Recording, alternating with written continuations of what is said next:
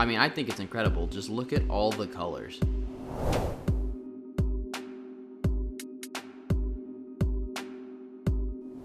All right, so recently I've been trying to change things up for myself, at least in the way that I process my photos. I try to stand out from the crowd and just make my images, at least to me, seem a little more interesting.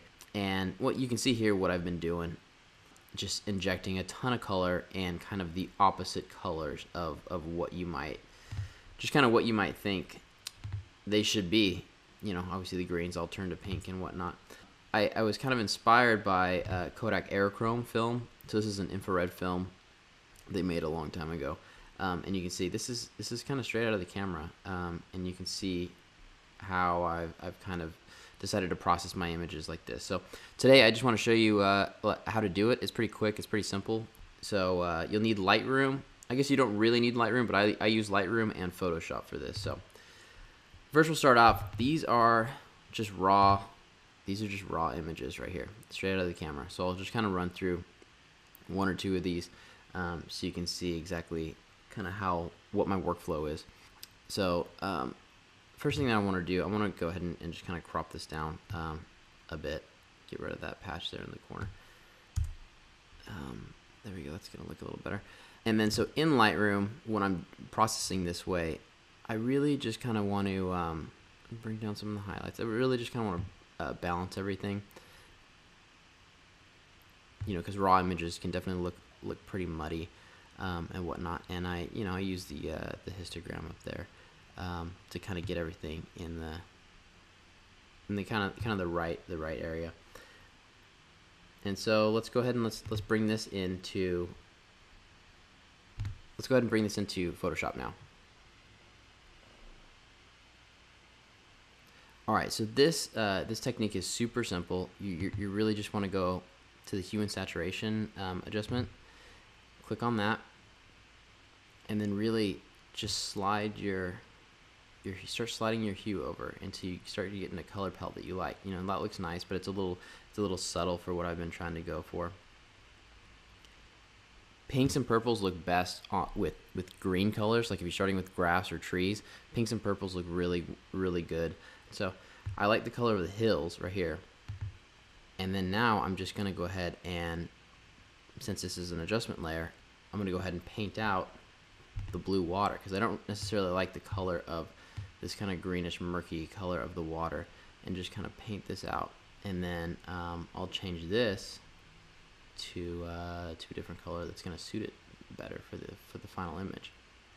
So if you don't know about adjustment layers and painting stuff out, that's this thing right here. Black gets rid of stuff, and white will bring it back. So you're not doing any harm to anything. So it's a really easy way to kind of test stuff out, or to mask some stuff. All right, so I've got that kind of roughly masked out right now, and so I can go back into the hue channels and just kind of change it a little bit more pink. And so what I'm going to do now for the water is I'm going to add another hue and saturation adjustment layer on top. And this is going to affect both layers again, but I'll show you how we kind of take care of that. So I kind of like, let's see what we got going on here. So you can get really crazy with some of these colors. And I don't bump up the saturation too much, because it's just not kind of the look I'm going for. But that's something you guys can try, or you can kind of go even more subtle look and really take down the saturation here. I'll show you. If you lose a lot of the saturation, it does pull all the color out of the photo though, not just the blue, not just the what you're adding. So, all right. So now you can see this kind of the hillside turned a little muddy, and it's not really the color that I want. So I'm going to go ahead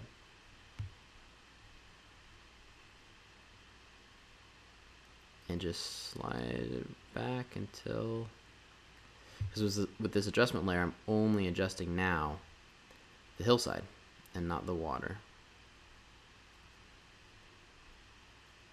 So you can go and slide it around and take a look and see what's going to work out best for you.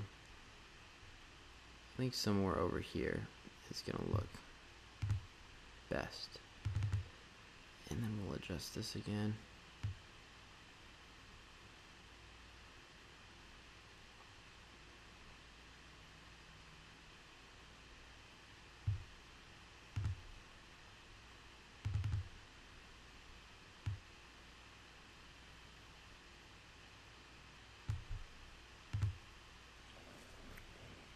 Cool. And then you end up with something like this. You can spend as much time or as little time as you want just tweaking everything or painting more things out. You know, I'll probably do that a little bit later. So I have a couple of examples that I want to show of stuff that I've done earlier, just so you get a sense of what you can do with this technique here. You know, you can see the blue. So this is a few different layers going on here, a few in saturation and whatnot.